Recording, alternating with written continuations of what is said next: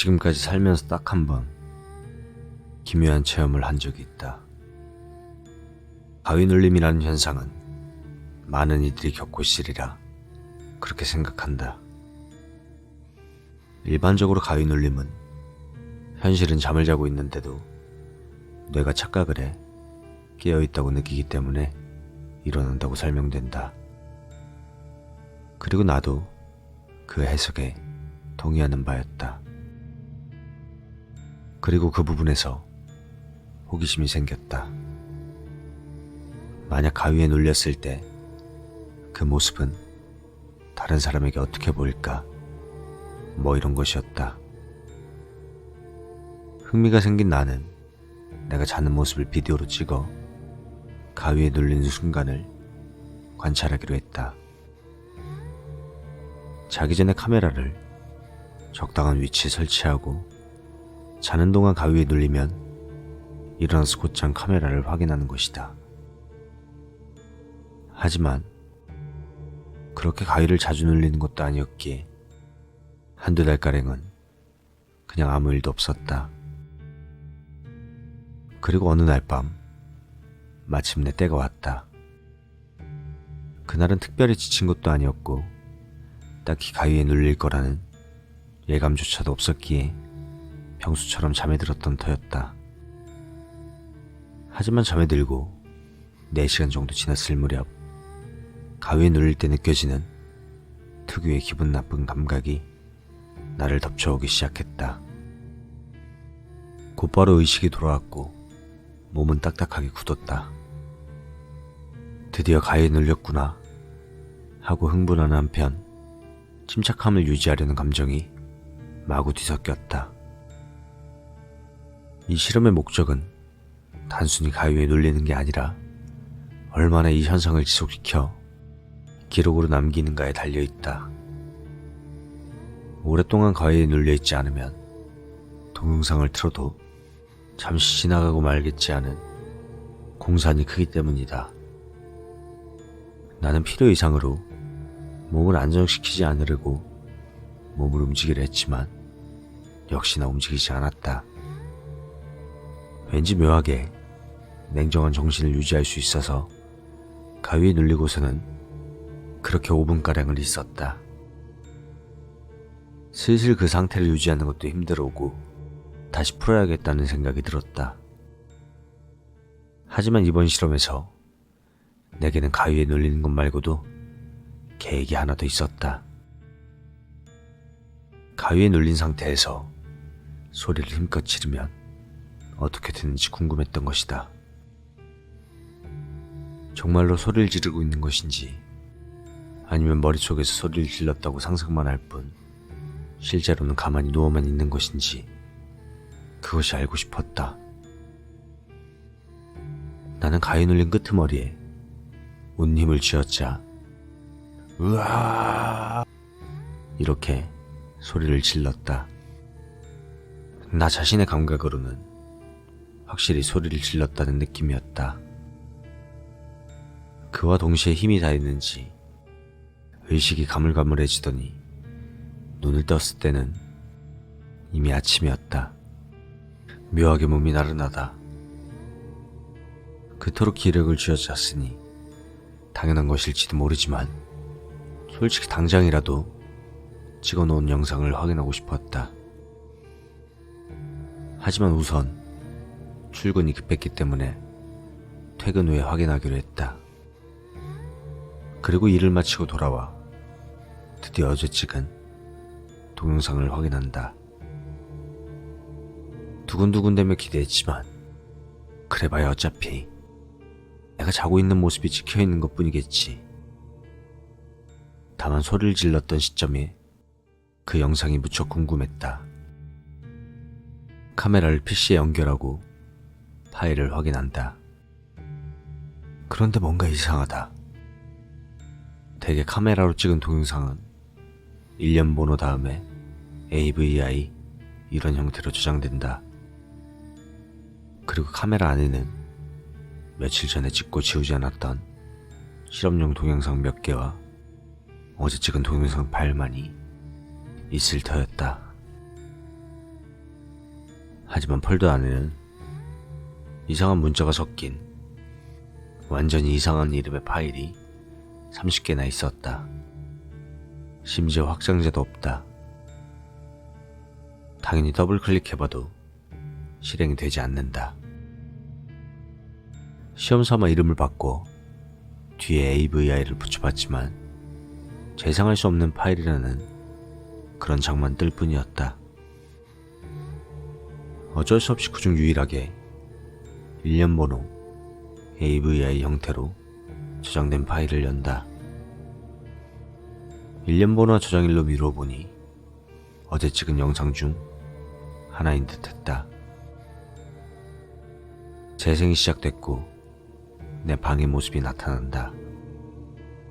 촬영 시점은 침대에서 자고 있는 내 발끝에서 내려보듯이 찍혀 있다. 화면 아래쪽이 내 발쪽이고 화면 위쪽은 내 머리 쪽이었다.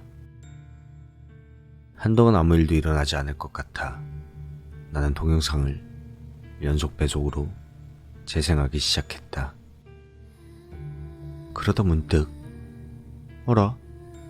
하고 당황했다. 동영상의 총 재생 시간이 하단에 표시되어 있는데 4시간 남짓이었다. 분명 내가 잠든 시간과 일어난 시간을 감안하면 7시간 정도 분량이 촬영되어 있어야 한다.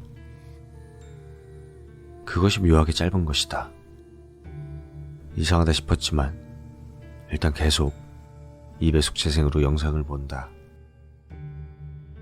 그 사이 침대에서 자고 있는 나는 종종 뒤척이거나 미묘하게 움직일 뿐 딱히 큰 변화는 없었다.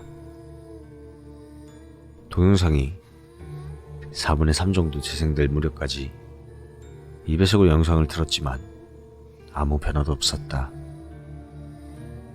하지만 어제의 내 감으로는 이 무렵에 가위에 눌렸었다. 곧 가위에 눌리는 모습이 나오지 않을까 하는 생각에 나는 그 부분부터 정상 속도로 영상을 보기 시작했다. 재생 시간이 3시간 30분을 넘어갈 무렵 이변이 일어났다. 아까와 마찬가지로 뒤척이던 내가 몸을 돌리다가 그대로 멈춰버렸다. 몸을 돌리다가 오른손을 하늘에 올린 채 몸이 딱 굳어있는 것이다.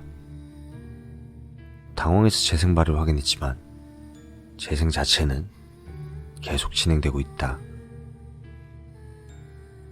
그러는데 화면 속에 나는 혼자 부자연스럽게 팔을 공중에 든 채 일시정지라도 한 것 마냥 움직이지 않는 것이다.